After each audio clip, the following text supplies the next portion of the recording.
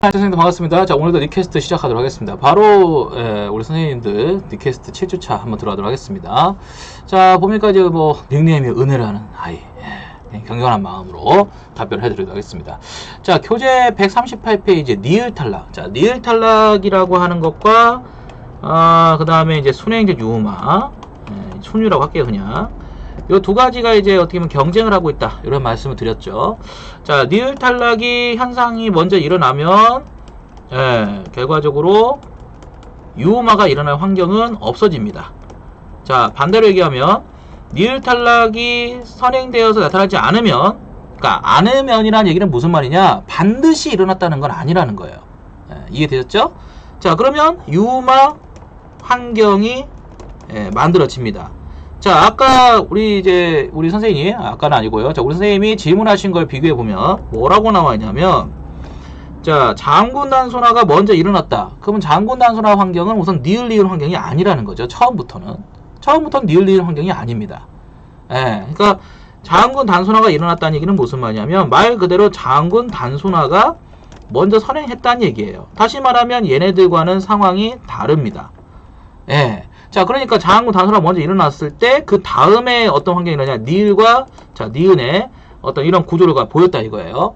자, 현대국어라면 이 다음에서 당연히 현대라면 유음화가 일어났겠지만, 그죠? 유음화가 일어났겠지만 중세는 어인일인지 유음화가 발달하지 않아서 그대로 그냥 보인다, 요 얘기를 이제 해드린 건데, 선생님께서 그 다음에 장군 단순화가 먼저 일어나면 당연히 니을 탈락이라고 하는 것이 일어나는, 그러니까 니을 탈락이 반드시 일어나는 건 아니었다는 거. 그러니까 일어날 수 있는 환경은 알 수가 있지만, 그렇게 따지면은 자, 이렇게 생각해 보세요. 달림 같은 것도 처음부터 그러면 니을 탈락이 했었어야죠. 그죠? 그러니까 니을 탈락이 된 이제 어형적인 변화에서 통시적으로 일어나는 현상들이 있는데, 그런 현상들이 먼저 일어났으면 요렇게 유음화가 일어나지 않았고, 다만 이제 아들님처럼 이미 아드님으로 니을 탈락이 선행됐어요. 선행됐는데 이런 현상이 먼저 일어났음에도 불구하고 언중들이 얘를 니을을 부활시켜요. 그러면 니을 니은 효과가 일어나죠. 그러면 여기가 니음이 돼서 아들님이라고 발음하는 사람들도 많다, 뭐 이런 얘기 하면서 니을 탈락이 오히려 다시 부활하기도 합니다. 자, 이런 식으로 보면 환경적으로 얘기하신 게 맞을 것 같고요. 자, 그 다음에 2번. 자, 유음 탈락과 순행유음을 정리해 보았는데 제가 바르게 이해했는지 궁금합니다. 이것도 개인적인 질문일 수도 있겠지만은, 뭘 혼나요? 제가 선생님들 왜 혼냅니까? 자, 하여튼 간에. 자, 통시적으로 니을 탈락이 순행적 유음화보다 먼저 나타나는 15세기에 니을 탈락이 적용하는 형태는 순행적 유음화가 일어나지 않죠. 그렇죠. 니을 환경이 회귀한다는 건 아까 방금 말씀드린 거죠. 회귀하는 경우가 무조건 회귀한다는 게 아니라, 자, 이 부분을 이렇게 발음해야 되는데 언중들이 자꾸 이런 발음을 한더라 이거예요. 살펴보니까 학자들이. 그래서 이런 이제 발음이 부활하는 과정을 이제 염두에 두고 한 얘기지, 무조건 니을이 탈락한 다음에 다시 니을이 부활했다, 이런 현상은 없어요. 이런 현상은 없으니까 혹시라도 제가 설명드린 과정에서 얘기했던 것들은 이런 식의 발음이, 이게 표준 발음은 아닐 때 이거죠. 이렇게 얘기해야 되는데, 이런 식의 발음이 이제 왜 일어날 수 있을까, 이런 얘기를 할 때 나오는 거니까 오해하지 마시고, 얘와 같은 경우는 장군 단순화가 먼저 일어난 거니까 사실은 장군 단순화를 일어나기 전 형태를 보면은 니을 히읗이에요. 그러니까 니을과 니은이 결합하는 형태가 아니라는 거죠. 요거는 같은 게 아닙니다. 얘는 장군 단순화 다음에 이런 형태가 갖춰진 거지, 처음부터 이런 형태를 갖춘 게 아니기 때문에 요거는 별개로 이야기하시면 좋겠습니다. 자, 정리되셨죠? 자, 그 다음에 다른 이제 문제로 가볼까요? 자, 이번엔 질문 종합. 장선민 선생님은 항상 질문이 종합해서 이렇게 물어보십니다. 미래엔 교과서는 있어요. 아마도 우리 선생님이 좀 오해를 하신 것 같은데, 지금 웹하드에 답변해드린 것 같은데, 웹하드에 있습니다. 웹하드에 근데 이런 얘기 해도 되나? 웹하드를 보세요. 웹하드 심화, 여기 있어, 폴더 확인하시고 바랍니다. 자, 그 다음에 이제 중요한 건 뭐냐면, 문제 풀 때 인성적 설득 전략을 파악할 때 세부 요인까지 파악해야 할까요? 어떤 세부 요인이요?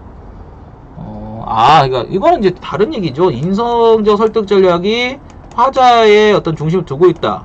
이거는 얘기할 수 있는 거고, 자, 화자의 공신력을 다시 또 나눌 수 있다. 이건 별개라고 이제 생각하셔야죠. 그리고 왜 문제가 없는데 이거를 뭐 볼 수 있냐, 미리 들어가야 되냐 이런 얘기 하겠어요. 만약에 여기까지 들어가라고 얘기하면은 들어가면 되는 거고, 들어가지 말고 이제 인성적 설득력이 뭐냐고 물어보면 여기까지 멈추면 되는 거고. 아셨죠? 항상 공부를 하실 때는 문제 상황을 가정해서 얘기하셔야지, 문제 상황이 아닌 것에 대해서는 미리 고민할 필요가 없습니다. 자, 농증의 오류 문제에서 답이 적을 때 어떤 때는 개념을 풀어 쓰고 어떤 때는 명칭을 적네요. 자, 아까 제가 수업 시간에도 말씀을 드렸던 것 같은데, 요건 8주차 강의를 들어야 여러분들이 좀 이해가 될 것 같은데, 보기가 나와요. 그러니까 보기가 이렇게 기억이나 니은이라고 해서 뭐 이렇게 나와줍니다. 그러면 얘는 이런 이제 구속력을 갖겠다는 거죠. 구속력. 답안에 구속력이 있다는 얘기예요. 그러니까 무슨 말이냐면 명쾌하게 쓰라는 거죠. 예, 그러니까 어떤 명확한 명제를 쓰라는 거예요. 자, 그런데 이런 게 없어. 이런 게 없고, 뭐 근거를 들어라, 뭐 이유를 들어라, 뭐 의의를 써라, 뭐 이런 식으로 좀 작성 방법에서 좀 둘이 몽실하게 요구할 때가 있어요. 또는 뭐 문제점, 이유, 뭐 이런 것들을 요구하거든요. 이런 것들은 좀 지문에 좀 중심을 두고 쓰시는 게 맞아요. 네, 그래서 사실은 이제 교수님들의 입장에서 본다면 뭔가 답을 구속시키고 싶을 때는 항상 이런 매개 텍스트라고 하거든요. 전문용어로 이걸 매개 텍스트 또는 비평 텍스트라고 하는데, 이런 매개 텍스트나 비평 텍스트를 기반으로 두고 하면 좋아요. 이런 거 보면은 제 것이 훨씬 전자칠판보다 좋은 것 같아요. 어제 제가 이제 모의고사 촬영한다고 전자칠판을 처음 써봤는데, 전자칠판도의 이 판서 감도가 너무 떨어져가지고, 제가 조금 실망했는데, 그래서 모니터는 되게 전자칠판은 좋은 것 같은데, 판서 감도가 너무 떨어지더라고요. 그래서 내가 이제 좀 프로그램 다시 깔고 진행해야 될 것 같은데, 하여튼 뭐 제 판서 모니터는 훨씬 더 잘 됩니다. 자, 그 다음에 이제 논증 오류 문제에서 답을 적을 때, 이건 했고, 다음근 단순화 때문에 유음 탈락이 일어나지 않는다를 얘기했죠. 다음근 단순화 때문에 유음화 탈락이 일어나지 않는다? 이게 뭔 말이죠? 자, 아까 방금 얘기했는데, 니을 히읗은 니을 탈락이 일어난 환경이 아니죠. 이건 얘기할 필요가 없죠. 자, 그 다음에 형식 형태소에서 선행 음절의 니을을 후행 음절의 초성으로 옮겨서 발음했다. 실제 형태소이므로 음절의 끝속에 적용되는 후에 음절의 초성을 옮겨받았다. 근데 이런 식으로 적을 이유가 있나요? 정답이 이거죠, 그냥. 정답은 형태소의 유형에 따라서 이런다든지 뭐 굳이 이렇게 적어야 되나요? 라고 하는 것은 이 선생님 마음이죠. 마음인데 키워드는 여기 있죠. 키는 여기 있는 거지. 여기를 보고 평가를 하지 이런 거 안 봐요. 이런 거 연음이잖아. 그냥 연음 환경에서 이제 이루어진 거니까. 그래서 음절의 끝소리 규칙이 먼저 이제 선행돼서 이루어졌다 라고 하는 거고, 이게 키워드죠. 그러니까 이 진술 자체가 키워드가 아니라고. 시험은 이런 식으로 평가하지 않아요. 그러니까 시험은 간단해요. 그냥 있네 끝. 연음은 중요한 키워드가 아니에요. 그래서 결국적으로 이거를 가지고 평가를 하지, 뭐 이런 식의 진술을 써도 돼요. 이런 거는 선생님 마음대로 쓰셔도 돼요. 그러니까 왜 제가 이런 말씀 드리냐면, 가끔씩 이제 진술을 염두에 두고 진술을 미리 만들어 놓고 진술을 만들어 놓고 빈칸을 뚫는 거죠. 그래서 이제 답을 뭐 이런 식으로 써야지, 이렇게 이제 포맷을 연습하는 분들이 계시는데, 물론 이해는 됩니다. 이제 자기가 좀 글을 좀 쓰는 게 좀 불편하고 이제 좀 독자들에게 쉽게 다가가지 못하는 글을 쓴다라고 느끼는 분들은, 그러니까 사실 다 페이는 분석해서 접근하는 방법이긴 한데, 제 생각에는 그게 효과적인 방법은 아닌 것 같아요. 솔직히 말해서. 그래서 공부를 할 때는 키워드를 중심으로 공부해요. 키워드. 그러니까 키워드를 못 뽑아낸다는 것은 심각한 문제죠. 왜냐면 작성 방법에 여러 가지 진술이 나오는데, 여기서 어떤 키워드가 답으로 상정될 수 있겠네, 이게 안 나온다는 얘기는 사실은 이제 스키마의 부재이거나 공부가 부족했다거나 아니면 문제를 받아들인 요구 분석이 안 된다는 얘기인데, 요거는 좀 인지적으로 봤을 때 문제가 될 수 있죠. 그래서 이런 연습을 이제 많이 해야 되니까, 이제 우리가 나중에 모의고사라든지 또 어떤 형성평가라든지 이런 것들을 진행하는 거죠. 특히 이제 질문하시는 분들은 나중에 모의고사 잘 푸신 다음에 결과지를 가지고 얘기를 좀 했으면 좋겠습니다. 특히 여기 차민 선생님도 결과지를 가지고 얘기하는 게 본명 같은데요. 자, 그 다음에 몽유록, 몽자료는 조신봉서라 같은 환문구조가 가지고 있다 정도만 알고 있습니다. 그죠? 몽유록이라고 하는 거죠. 환문구조를 갖고 있는 것 중에서 이제 몽유록이라고 하는 놈은 원래 있어요. 이제 제명에 이런 게 있어요. 그래서 16세기부터 나온 겁니다. 이게. 그러니까 원래 몽유록이라는 게 있던 게 아니라 이제 16세기 병에 많이 등장을 해요. 근데 몽자료는 그냥 그 서울대학교 옛날에 계셨던 서대석 교수님이 얘랑은 뭔가 다르다. 그죠? 얘랑은 좀 다른 그러니까 소설, 서사문학으로서의 소설을 얘기해서 사실은 해당되는 게 구운몽밖에 없습니다. 뭐 옥루몽을 얘기하는데 옥루몽은 얘기할 바가 안 되죠. 옥루몽은 19세기 작품인데 뭐 19세기 갖고 얘기할 건 아닌 것 같고, 자 이전에 이제 조신몽을 놓고 본다면 좀 다르다는 거죠. 얘네들은 이제 재밌는 게 뭐냐면 얘네들이라고 하면 이게 이거밖에 없어요. 그러니까 이건 딱 그 한학자가 얘기한 겁니다. 그래서 이제 얘네들과 다르다. 그래서 뭐 강몽과 인몽 단계가 명확하지 않고, 그죠? 명확하지 않고 몽유자가 일치하지 않아요. 이런 게 가장 특징이죠. 뭐의 특징? 몽자료의 특징. 그래서 이제 그 안에 꿈 자체 이야기가 서사, 독립적인 서사라고 볼 수 있다는 거죠. 이런 얘기하는 거니까 그냥 그렇게 간단히 알고 넘어가시는 게 좋아요. 요즘 학자분들은 뭐 저런 거 가지고 너무 얘기하지 않습니다. 너무 옛날 거예요. 옛날 거예요. 서대석 교수님이 은퇴하셨고요. 자, 그 다음에 넘어가겠습니다. 야단계 소설이라고 해서 선생님이 하는 뭐 그러니까 야단계라고 하는 게 보통 이제 조선 후기 쪽으로 갔을 때 이제 우리가 이제 뭐 개필야담이라든지 이런 게 있어요. 이제 개필야담 같은 이런 이제 야담집은 약간 우리가 흔히 알고 있는 민단집 같은 건데, 조심해야 될 것은 이제 어우야담. 이 어우야담이라고 하는 이 문제 한문본인데, 벌써 한문본이라는 게 상당히 의미가 있어요. 그러니까 뭐 일반적인 평민들이 읽기에는 적합하지 않았다는 거죠. 옛날 이야기를 민담조서로 수록하는데 한문으로 기록했다? 여기서 유몽인이 썼다라는 이 어우야담. 16세기에서 17세기 인물이니까 대충 17세기, 16세기를 본다면 얘네들이 이제 좀 후대 문학과의 관계성이 있어요. 뭐 최책전이라든지 뭐 설화 모티브, 그리고 거의 비평에 가깝습니다. 이제 에피소드는 에피소드인데 이제 문학 창작 과정이라든지 이런 사대부들의 어떤 비평 관련해서 이야기를 하고 있기 때문에 이거를 이제 어떤 옛날 이야기집, 정확하게 말하면 골계집이라고 했어요. 골계집, 골계전. 그래서 재미삼아 읽는 그런 소설 같은 책은 아니에요. 자, 그 다음에 질문이 많아요, 이분은.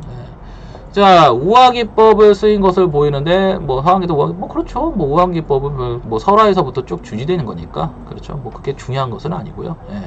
설화시대부터 쭉 기했어요. 근데 다만 이제 뭐, 화한계가 어떻게 보면 이제 설총이 임금을 교화시키려고, 임금을 교섭하려고 쓴 목적이라면, 18세기에서 보이는 우화기법은 사회고발의식이 강하다는 거죠. 그러니까 세태소설에 대한 얘기를 할 때 이제 중요하게 다가가는 거고.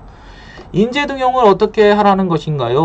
올바른 이런 거 말고요. 외모만 보고 등용하죠. 그건 뭐 사람마다 해석이 달라질 수 있는 거죠. 뭐 그래서 장미하고 비교해보면 백동은 이제 할미꽃이죠. 그래서 장미하고 비교했을 때 뭐 외향으로만 평가하지 말아라. 뭐 이렇게 할 수 있고, 사람의 본질을 또 보아라. 이렇게 할 수도 있고, 또 어떤 사람은 최선을 선택했으면 차선도 고민해라. 뭐 이렇게 얘기하는 사람도 있고, 하여튼 해석은 뭐 자기들 마음입니다. 뭐 말을 하는 사람 따라 다릅니다. 근데 중요한 것은 이제 인재를 등용할 때는 차별을 두어서는 안 된다. 이런 주제로는 얘기할 수 있겠네요.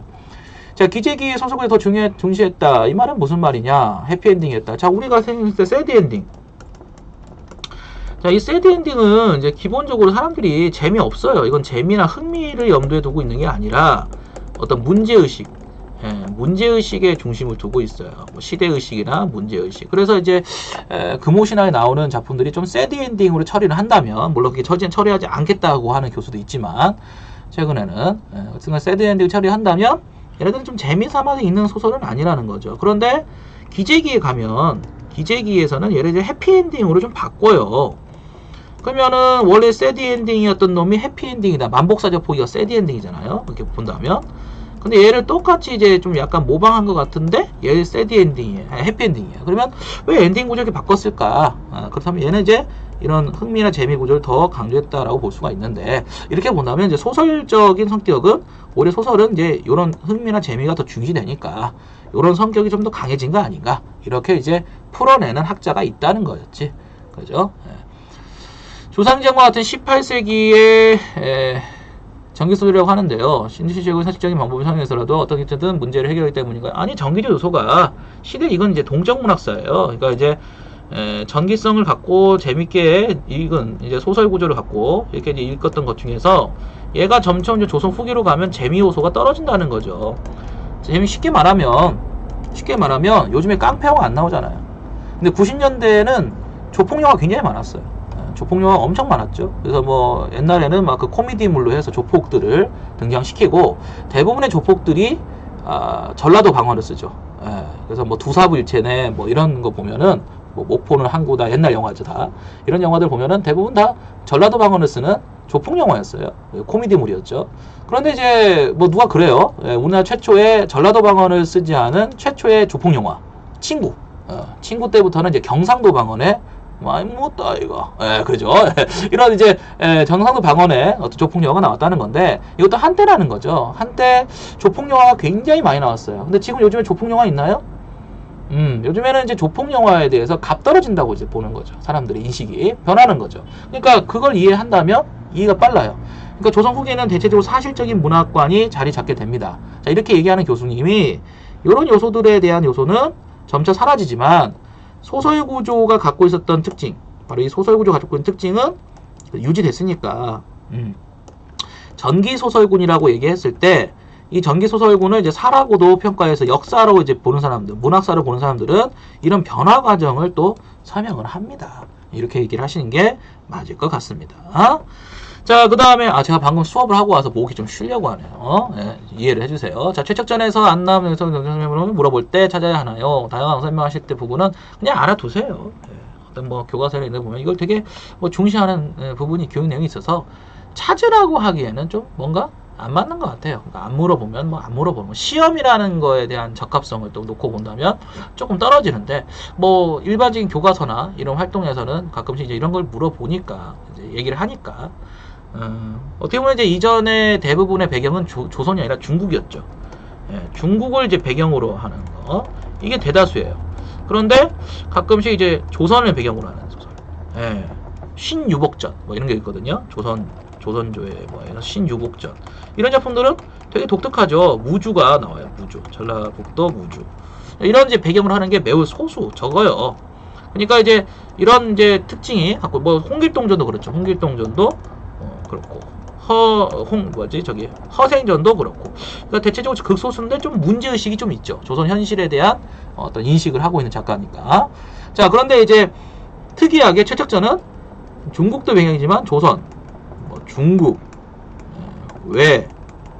베트남, 안남이라고 하죠. 이런 지역까지도 확대했다는 거죠. 이게 되게 독특한 거죠. 그래서 이걸 얘기하는 겁니다. 박시전의 여성문화 보는 이유는 갈등의 이제 지우가기 할까요?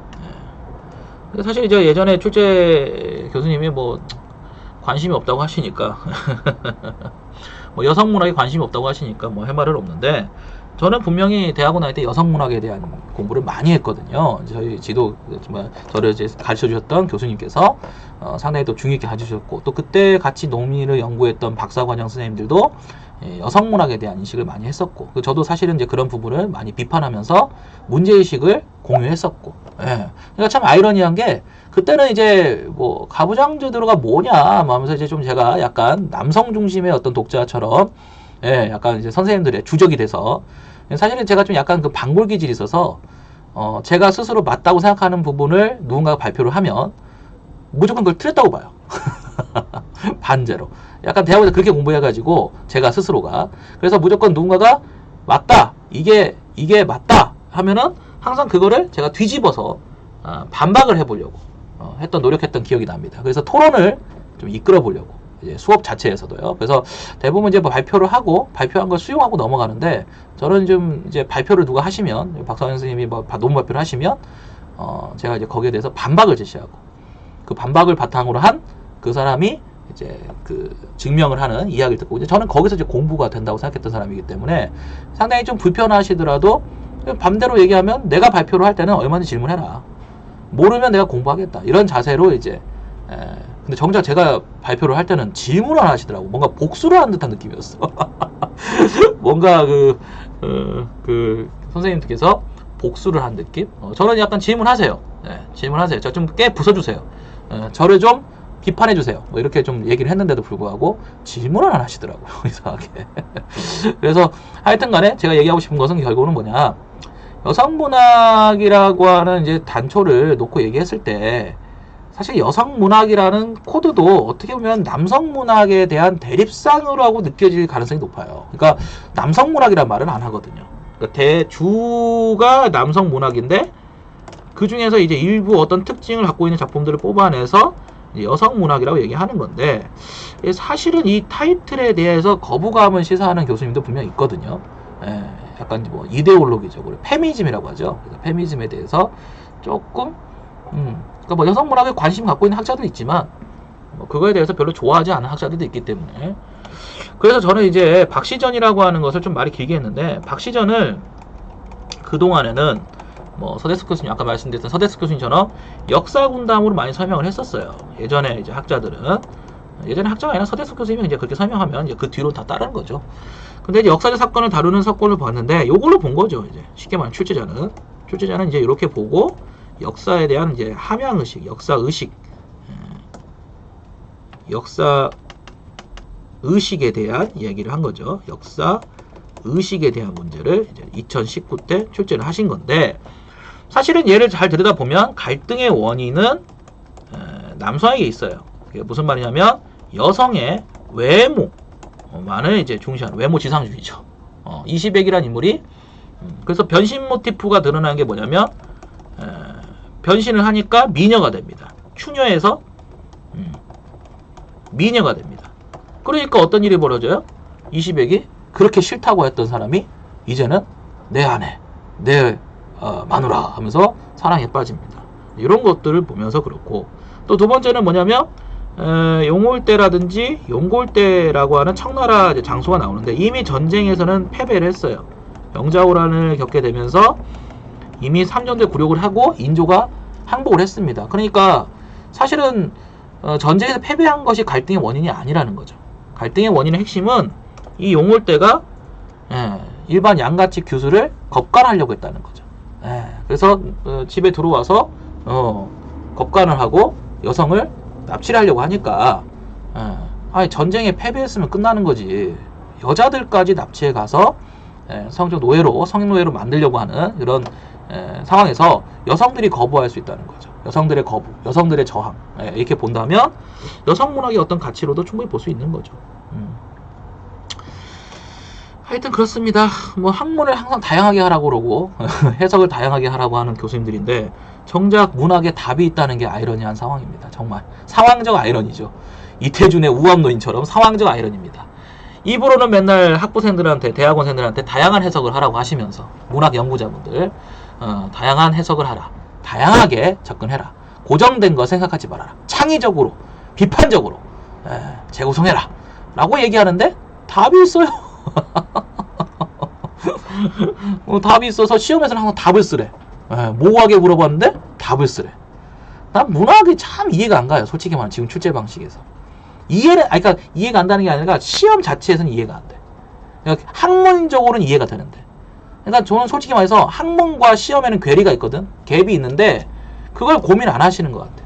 출제자분이. 그러니까 이게 맞다. 이렇게 하는 게 바람직하다. 라는 당위성만 있지 이 시험 문제가 수험생에게 어떻게 다가올지에 대한 고민까지는 그닥게 친절을 베푸는 것 같지는 않다. 그래서 여러분이 좀 정신줄을 바짝 차리셔야 돼. 왜 반짝줄 차리라고 얘기하냐면 물어보는 사람의 요구에 맞췄을 때 얘기해야 돼요. 요구에 맞지 않는 이렇게 볼 수도 없어요? 저렇게 볼 수도 있는 거 아니에요? 라는 건 전혀 시험에서는 안 통합니다. 씁쓸하죠? 문학이 그런 점에서 공부하기 참 그렇습니다. 논문을 연구해도 그렇고 책을 봐도 그렇고 차라리 옛날처럼 지식만이 공부하라고 했던 게 시험에서는 지식이 옛날에 막 달달달 외웠던 시절이 확실히 그러니까 문법은 그런 점에서 본다면 깔끔해요. 문법은 학문적으로는 문제가 많아요. 솔직히 말하면 학문적으로는 지금 트렌드에서 문제가 많은 학문입니다. 그런데 학문적으로는 문제가 많은데 시험에 적합해요. 참 아이러니한 상황입니다. 진짜 상황적 아이러니입니다. 자, 15세기 경음하는 홀 열린 히읗 뒤에 이거죠. 자, 그럼 여기가 이제 된소리 된다는 것은 이제 무슨 표시 때문에 그래요? 예, 이 표시가 있었다는 거죠. 그래서 이제 요 표시가 된소리부로도 쓰였고, 또 요 표시도 있죠? 이렇게 함용병서에서 시옷 계열을 보면 시옷 계열도 결과적으로 된소리부의 역할을 했습니다. 그러니까 중세는 좀 특이했다는 얘기죠. 지금은 그냥 경음 표시를 쌍기역 이렇게 쌍시옷, 쌍지읒 이렇게 표시를 하죠. 표시를 하는데 옛날에는 시옷기역, 시옷디읒, 시옷, 시옷은 시옷 이런 식으로 뭐지 안 나오는 거 하여튼간에 자 그렇게 해서 들어있다는 거죠. 자 이렇게 생각을 해보시면 좋겠습니다. 자 그 다음에 기억 약화 소멸이 나와 있는데 이게 또 말이 많아요. 뭐 이제 문제가 뭐냐면 이제 뭐 기억 약화, 기억 탈락. 저렇게 자꾸 옆에서 노량진은 이렇게 막 노량진은 맨날 경찰차 출동해 종교. 아 진짜 노량진은 진짜 공부는 하는데 살 곳은 아닌가. 아이고. 아우 시끄러워. 자 여기 보면은 기억 약화 소멸이 나와 있는데 145쪽에 반모음 이탈락이라고도 하더라고요.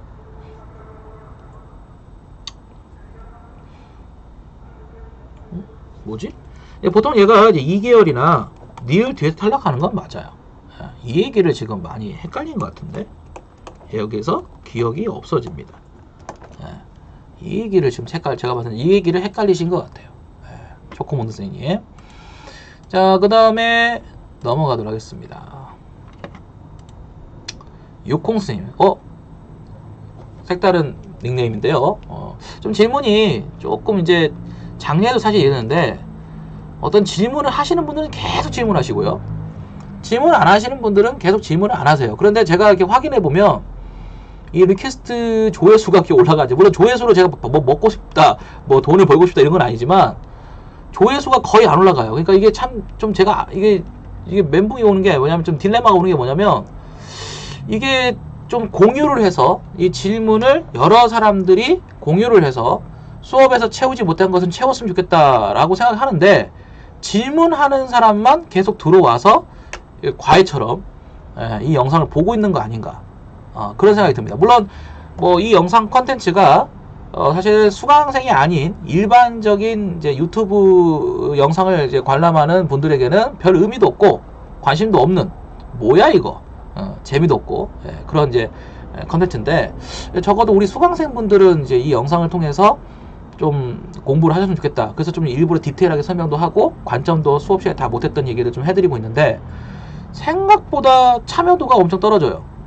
이러면 거의 이제 그 질문자의 대상으로만 한 그냥 과외식 영상이 되는 것 같아서 상당히 딜레마가 옵니다. 차라리 이 시간에 다른 컨텐츠를 하나를 더 고민하고 개발하는 게 맞지 않는가 이런 생각을 좀 해봅니다. 특정 사람들만을 위한 영상 컨텐츠는 사실은 좀 의미가 없으니까요. 그래서 좀 고민됩니다. 그래서 차라리 이렇게 좀 새롭게 질문을 하시는 분들이 좀 생겨나면 좋겠는데 안타깝지만 지금 하는 상황에서는 거의 지금 되풀이되고 있습니다. 한 달째 3주차 때부터 지금 질문을 받고 있는데 거의 질문자가 되풀이되고 있어요. 조금 그 점이 이 컨텐츠를 좀 만드는 사람 입장에서 좀 딜레마가 생기네요. 사실 저 나름대로는 굉장히 시간을 좀 쪼개서 할애해서 찍는 영상인데 효과가 좀 떨어지는 것 같아서 좀 고민이 됩니다. 3월달부터 계속 유지할 수 있을지 의문스럽습니다. 솔직히 말씀드리면. 자, 인강을 듣는 중인데 7주차 2교시에 선생님이 다른 수강생분에게 던지신 이성적 전략 5가지 질문에 대한 답을 교재에 찾지 못해. 이제 보통은 5가지 질문, 이성설득 전략이 5가지. 7주차 2교시에 선생님이 다른 수강생이 던졌다. 이성설득 5가지. 이거 뭔지 알겠다. 이거 교과서 보세요. 교과서에 나와 있죠. 교과서에 뭐 이렇게 쭉쭉쭉쭉 5가지 나와 있는데 그 중에서도 특히 제가 이제 전문가의 견해, 그죠? 전문가의 견해, 뭐 유추 이런 것들이 좀 중요하다 이렇게 이제 말씀을 드렸던 것 같은데 맞죠? 요거에 대한. 그래서 이제 이전엔 교과서에서 지금 이 질문을 하신다는 얘기는 무슨 말이냐면 우리 선생님께서 가슴 아프지만 놓쳤다는 얘기야. 수업에서.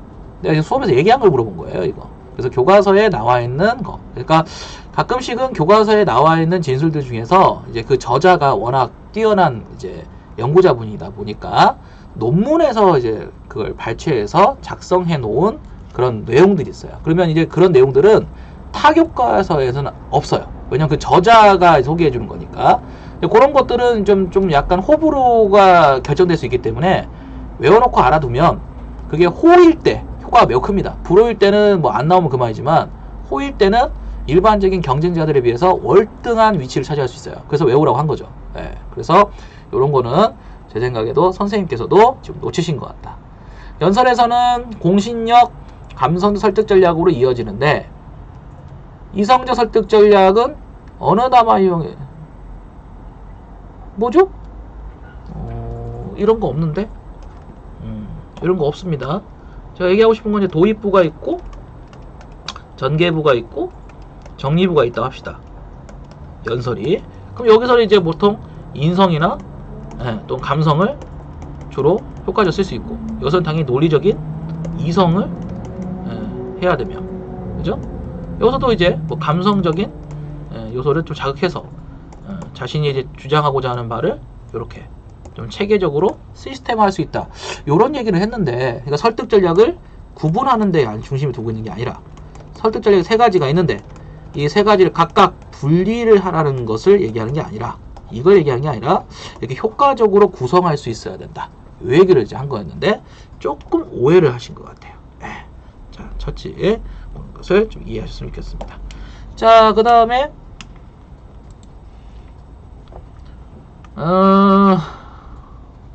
자, 이건 뭐죠? 초성 제약인데 제 교재를 아예 보여주고 계시네요. 사진이 깨끗한데요? 엄청 깨끗하네. 스캐너 같다. 이게 뭔가요? 제가 밑줄 친 부분에서 2가 반모음 2를 의미하는 건가요? 사실 이제 이렇게 사실 이제 뭐 이렇게 쓴다든지 이렇게 쓰면 반모음이 맞아요. 그런데 15세기에는 좀 문제가 하나 있는 게 뭐냐면 예를 들어 이런 거 지워야겠다.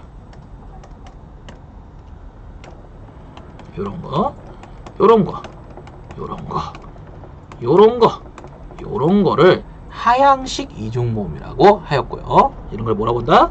하향식 이중모음. 하향식이라고 하였고요. 자, 반면에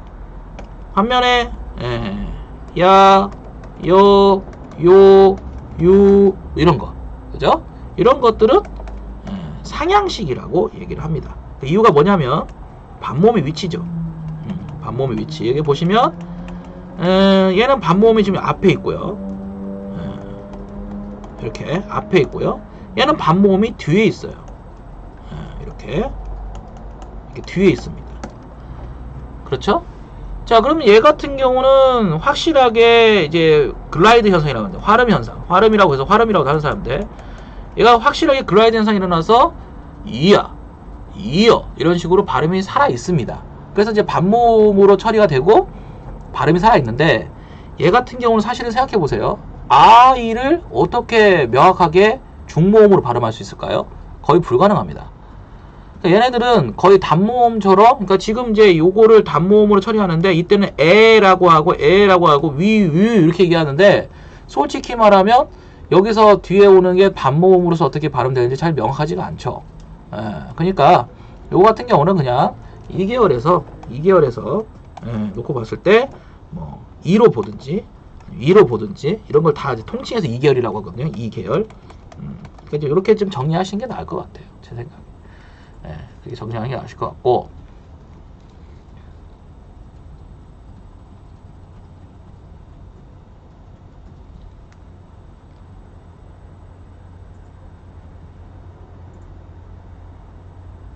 그러니까 얘는 지금 뭐냐면 무슨 얘기냐면 니을이나 이 계열이 오면 뒤에 왔을 때의 이 반침이나 이 순경음 비읍이 초성에 가요. 초성에. 초성에서 나타날 수 있었다는 얘기를 하는 거예요. 요 얘기를 하는 거니까 그렇게 알고 있으면 좋겠습니다. 그리고 여기 이제 보면은 여기 보면은 대라고 있잖아요. 얘가 여기에 해당되는 거죠. 지금 얘가 중모음이에요. 그러니까 이제 어떻게 읽어야 되냐면 다이라고 읽어야 되는데 얘가 분명히 이제 문법적 처리로 한다면 반모음인데, 그러니까 어떻게 읽어야 되는 이렇게 읽어야 된다는 거죠. 그런데 문제는 뭐냐면 실제 반모음처럼 어떻게 발음하는지 알 길은 없어요. 이걸 이제 뭐 굳이 지금 발음을 해본다면 다이라고 읽어야 되는데, 다이라고 읽었을 때 이가 반모음이에요? 그러니까 이게 참 애매합니다. 그러니까 처리로 본다면 얘랑 쌤쌤 본다면, 그죠?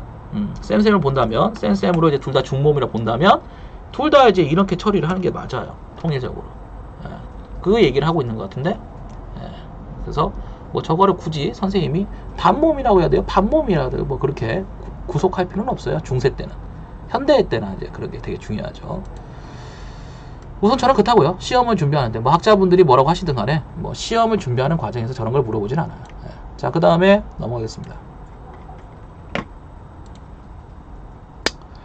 자, 여기 이제 보시면 표준발음법 19항의 미음, 미음에서 니을, 비음화와 20항의 이제 요거 좀 환경적으로 다르죠. 미음이나 이제 이음 같은 거하고 그 다음에 이제 니은.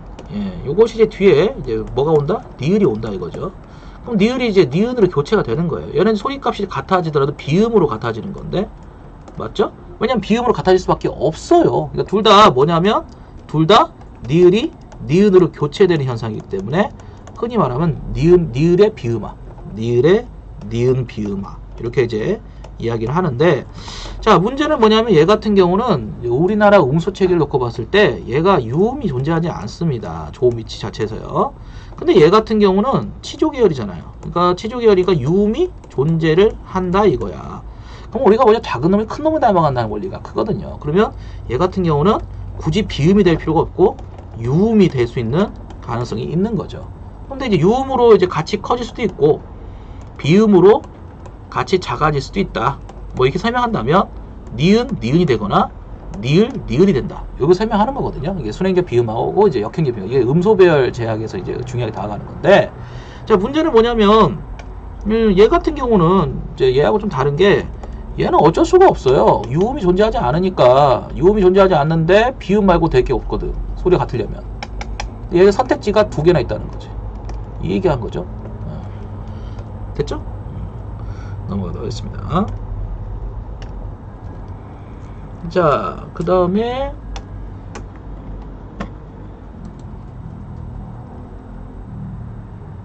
자, 볼까요? 자, 박시전의 혼사장의 모티프가 들어간다고 하는 것인 건데, 혼사장 피드분은 뭐 여성만이 다 나옵니다. 뭐 한두 개겠습니까? 혼사장의 모티프는 결혼까지 다예요, 다. 그러니까 뭐 결혼까지 해서 뭐 일어나는 건 모든 걸 다 혼사장이라고 봅니다. 예, 그러니까 막 심지어 나 결혼하기 싫은데, 노처녀가 나 결혼하기 싫은데 자꾸 결혼하래. 이것도 혼사장이고요. 이 혼사장의 모티프는 명확하게 구획을 짓는 게 아니라 주로 이제 소설에서 이런 혼사가 이루어지는 과정 속에서 일어나는 여러 가지 애로사항이나 사건들, 갈등 이런 것들을 다 통칭해서 얘기하는 거니까, 예, 그렇게 이해하시면 됩니다. 그렇게 이해하시면 확장이 되겠죠. 기후 모티프, 기아 아닌가요? 기후 모티프, 기후 모티프, 이인 모티프, 남장 모티프, 기후 모티프. 모르겠어요. 저는 지금 무슨 얘기 하시는 이런 거 없어요. 이제 우리가 이제 기아 모티프라고 해가지고 기자 모티프, 기자 뭐 기아. 이게 뭐냐면 비나이다 아이 하나만 점지해 주세요. 이렇게 뭐 아이가 없는 노부부에게 이제 간절히 도입부에서 사건 도입부에서 어떤 영웅 소설에 보통 많이 등장하는데 아이를 갖게 해달라. 이게 비관에는 비는 기원을 하는 뭐 기자 모티프라는 건 있는데 기후 모티프라는 건 없고 이제 기후록이라고 해가지고 기후록이라고 해서 얘를 이제 별칭으로 얘기했어요. 그러니까 옛날에는 이 최초전을 좀 학자들이 별로 안 좋아했던 게 뭐냐면 우연성의 남발로 봤어요. 예. 그러니까 사실은 이제 우리가 플롯이 쫀쫀하려면 구조론자들의 입장에서는 플롯이 쫀쫀하려면 필연성이 있어야 되는데 얘는 뭐 굉장히 우연성이 남발되고 있습니다. 그래서 이제 뭐 고전과 고지 이제 현대를 우위를 두는 건 의미가 없지만 옛날 이제 학자분들은 현대가 훨씬 더 쫀쫀하다 이런 식의 이제 논의를 펼쳤던 학자분들이 정말 옛날에 있었어요. 이제 뭐 가끔씩 보면은 우리가 이제 보통 뭐 여러 가지 수능 교재에서 보는 이해와 감상 같은 거 보면은 뭐 어디선가 발췌를 해온 거죠. 근데 그 발췌한 논문이 막 70년대 논문이에요. 막 78년도 논문 막 이래요. 그러니까 생각보다 이제 문학 쪽은 뭐 최근에 2000년도에 나온 논문들도 있는데 너무 이제 기성적인 논문의 교육 내용을 이제 정설이라고 하죠. 그런 식으로 이제 주입을 시킨 거죠. 그동안에 우리 교육 현장에서. 요즘에 출제하시는 교수님들이 그게 좀 불만인 거죠. 근데 뭐 10년 뒤에 가면 또 그것도 욕을 먹을 거예요. 제가 봤을 때는. 지금 뭐 교수님들이 창창하고 막 이제 그걸 갖고 이제 주장하시니까 그러지. 10년 뒤에 또 후배들이 또 주류가 돼서 또 논의할 때쯤 되면 지금 뭐 목소리 냈던 뭐 교수님들도 옛날 구닥다리가 되는 거죠. 그래서 뭐 학문이라는 건 항상 물처럼 흘러가기 때문에 뭐가 맞다 틀다 하기는 좀 그런데 하여튼 그렇습니다. 자, 그 다음에 15세기 유음 탈락은 니을로 끝나는 용언 어간의 반치음으로 시작하는 어미가 결합할 때도 발생하는 것이니 반치음 또한 설정성에 대해 궁금했습니다. 뭐 반치음도 치음이잖아요. 치음 계열이니까 당연히 설정성이 강하죠. 그래서 반치음 아래서 니을 탈락한다 이렇게 설명하는 논리도 가능하죠. 물론 반치음이 있는 곳은 이렇게 객체적인 선언문어이지만 히읗뜻의 이거는 뭐냐면 히읗이 이제 쉽게 말하면 원래 기저형에서는 히읗이 있다라고 보기가 어려워요. 원래 기저형에서는. 근데 이제 히읗이 있으면 축약도 설명할 수 있고, 그렇죠? 그 다음에 방금 우리 선생님이 교체도 설명할 수 있고 탈락도 설명할 수가 있으니까 종성에서 히읗이 존재한다고 이제 처리를 하는 거죠. 그럼 이렇게 본다면 노소 같은 경우는 자 교체를 보는 거죠. 그러면 얘가 된 소리가 돼야 되는데 이렇게 소로 되는 소리가 되는데 여기가 이제 노소라고 발음할 수도 있고 노소라고도 발음할 수 있어요. 그러니까 이광 교수님 같은 경우는 이런 것 때문에 이걸 디귿을 탈락이라고 이제 디귿 탈락이라고 설명하는 요소도 있는데 얘기해드렸죠. 어쨌든 간에 임 교수님 같은 설명 방식대로 따른다면은 이렇게 불파되는 소리 뒤에서 나타나는 평장애음은 발음될 수가 없다. 맞죠? 그 요소를 따르고 있는 거죠. 그래서 이제 이런 식의 논리를 음으로 좀 환경을 참여할 수 있기 때문에 이런 논리가 이제 지금도 살아있는 거죠. 자, 디귿 탈락 인정하지 않는 관점, 디귿 탈락 인정하지 않는 관점 그런 건 없고요. 뭐 디귿 탈락이 인정하는 관점이다 이런 게 아니고요. 디귿 탈락이라고 하는 것을 이제 얘기를 해야 되는 거죠. 왜냐하면 야 갑자기 히읗 뒤에서 왜 시옷이 쌍시옷이 됐어? 이게 설명 안 돼. 이게 설명이 안 된단 말이야. 이거 설명하려면 얘가 음절 말에서 무조건 디귿이 있다고 설명을 해야 돼. 근데 발음하는 거 보니까 이렇게 발음한단 말이야. 야 그럼 네 말대로 이게 있었으려면 얘가 이렇게 써야지. 이제 학자분한테 얘기한다면 이렇게 써야지. 왜 이렇게 썼냐? 그러면 이제 얘를 우리가 쉽게 이렇게도 발음해. 이게 발음 안 하는 게 아니야. 이렇게 발음도 하지만 만약에 이렇게 발음한다고 한다면 디귿이 탈락했다고 설명하면 된다. 이렇게 설명한 거죠. 됐나요? 넘어가겠습니다. 자, 그 다음에 박씨죠. 박씨는 너무 이성설 뜻질 마지막 질문이네요. 다음 생에 연설 교과서 부분 주실 때 같이 살펴봤던 질문입니다. 강의에서 다뤄져 주신 부분, 알려주시지 않으신 부분에서 질문해 주시면 있습니다. 뭐 왜 다루지 않았는지는 여러분 선생님이 아시게 될 거야. 왜냐면 내가 문제를 냈거든. 문제를 개발해서 만들었는데요. 하여튼 간에 넘어갔고요. 그런 거죠. 자, 이 질문에서 이성적 설득 전략이 인과관계를 밝게 결론을 이끌어낸다라고 하는데요.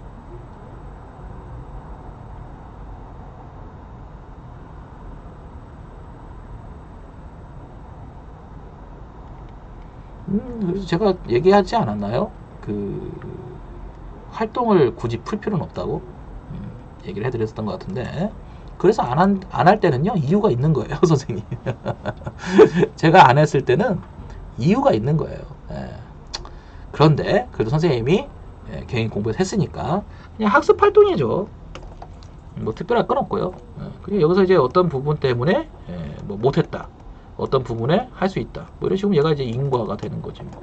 그 얘기 하는 거예요. 그냥 교과서는 그래요. 교과서는 그 논증이라고 하는 것 중에서 이제 우리가 연역식도 있고 또 귀납식도 있고 귀납식 안에 종속되는 유추도 있고 유추하고 귀납은 이제 같은 개념이고 그 다음에 뭐 인과 관계로 가지고 판단할 수도 있고 인과를 보면은 인과는 사실은 이제 문제 해결 안에 들어가 있는 거고 뭐 지식을 요구한다면 이렇게 지식을 외우시면 되겠네요. 그렇게 하는 걸로 굳이 뭐 이거를 가지고 제가 그러니까 안 할 때는 안 할 때는 이유가 있어요. 교과서 활동에 대한 얘기니까. 자, 그 다음에 자, 4호가 됐다. 이거는 이제 순경 비읍 때문에 그렇죠. 이렇게 있다고 본다면 앞에 있는 니을 탈락이 이제 여기서 왔다. 뭐 이건 얘기할 수 있겠고, 뒤에서 이거는 이제 5가 되죠.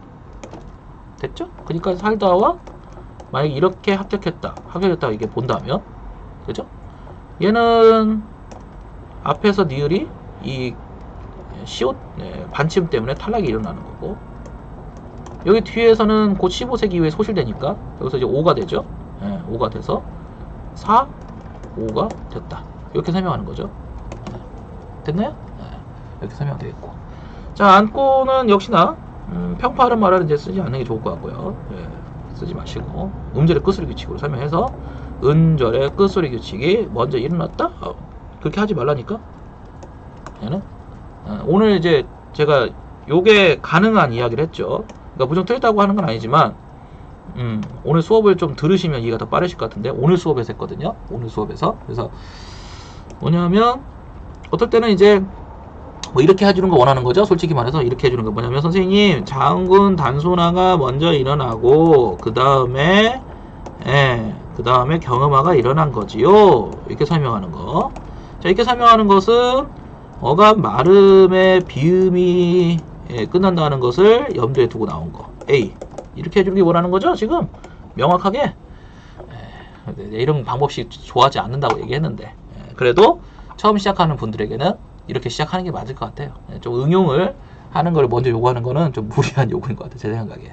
저도 사실은 올챙이 쪽이 있는데 자꾸 이 개구리가 돼가면서 올챙이 쪽을 기억을 못합니다. 저도 분명히 학문을 처음 했을 때 이게 은간지 된장인지 구분도 못했을 때가 있었는데, 이제 좀 뭘 알아가면서부터는 그렇게 되는 것 같아요. 교수님들께서도 항상 이제 뭐 좀 이제 귀찮으신 분들, 그죠? 뭐 질문 많이 하고 좀 공부 좀 하고 와 막 이렇게 얘기하시는 교수님들을 뵐 때마다 제가 조금 왜 내가 배우러 왔는데 저런 소리를 들어야 되지? 뭐 이럴 때가 있었거든요, 옛날에. 아니 나는 궁금해서 물어봤고 그거를 그냥 알려주시면 될 것 같은데, 교수님께서 이게 친절하게 좀 이렇게 알려주시면 될 것 같은데 안 알려주세요. 그래서 제가 조금 그래서 예전에 좀 본의 아니게 특히 문법 같은 경우는 좀 그냥 혼자서 하는 게 낫겠다. 교수님들한테 강의를 듣고 임용을 준비하는 게 아니라 그냥 혼자서 자습서 보면서 공부하는 게 더 빠르겠다. 이렇게 좀 어줍지 않은 생각을 했던 시절도 있었는데, 그래요. 좀 학문적인 교수님들의 관점보다는 사실은 임용고사에 나오는 문제를 잘 풀기 위한 어떤 그런 공부가 저한테는 필요했으니까. 그래서 조금 응용적인 걸 좀 강조를 해드리는데, 어쨌든 이렇게 좀 나뉜다는 얘기예요. 자, B는 뭐냐면 음절의 끝소리 규칙, 그리고 경음화, 그리고 저기 뭐예요? 자음군 단순화. 자, 이렇게 설명할 수 있다는 거죠. 자, 이렇게 설명하면은 총 하나, 둘, 세 개가 되는 거고, 이렇게 설명하면은 하나, 둘밖에 없는 거고. 됐나요? 이렇게 하면 이제 이렇게 외우세요. 이렇게 외우시는 게 편하죠. 마음적으로. 이렇게 하는 걸로 하겠습니다. 평파를 말한 말은 안 쓰는 게 맞을 것 같아요. 안 쓰지 마세요. 학문이 되게 학문은 진보적인데 교육이 되게 보수적입니다. 그래서 아직도 평파를 말한 말은 교육 내부 안에서는 잘 안 씁니다. 그래서 뭐 이론서 같은 걸 가지고 공부하시는 분들은 곧잘쳐 용어를 쓰시는데, 시험장에서는 안 쓰시는 게 좋을 거예요. 시험장에서는 안 쓰시는 게 좋을 것 같다. 모르겠어요. 뭐 앞으로 시간이 흘러가면서 뭐 한 번 정도는 변화를 주려고 교수님이 시도할 수도 있겠지만, 뭐 그렇다면 복수 답안을 인정해줘야죠. 음절의 끝소리 규칙과 평파르마라고 하는 현상을. 근데 음절의 끝소리 규칙 안에 이제 종속되는 것으로 보기 때문에 그냥 음절의 끝소리 규칙이라고 설명하는 게 맞을 것 같습니다. 자, 학자들의 내부의 이야기는 제가 뭐 수업 시에도 많이 얘기했지만 여기 가서 굳이 유튜브에서 얘기할 필요는 없을 것 같고요. 자, 그 다음에 끝났나요? 끝났네요. 자, 이렇게 해서 오늘 7주차 마지막, 다음 주 마지막, 제가 1, 2월 달까지는 잘 약속을 지키겠습니다. 근데 지금 이런 코드면은 다른 컨텐츠를 개발하거나 제가 차라리 연구를 하는 시간으로 활용하는 게 맞을 것 같아요. 이거는 거의 과외예요, 지금. 과외식으로 진행되고 있어요. 그래서 앞으로는 조금 더 이 부분에 대해서는 고민을 좀 해봐야 될 것 같습니다. 그래서 너무 생각보다 수강 인원이 정해져 있는데, 제가 알고 있는 수강 인원이 있는데 조회수가, 그러니까 한 명이 여러 번 열어봐도 최소한 몇 번 이상은 돼야 되는데, 이제 오늘 저번 주 걸 열어봤을 때 조회수가 18번이었거든요. 18번. 조회수가 18이다. 일주일이 지났는데. 야, 이거는 좀 당사자 말고는 안 본다는 얘기거든요. 이런 컨텐츠는 제 생각에 좀 문제가 있다고 봅니다. 처음 취지가 공유를 해보자.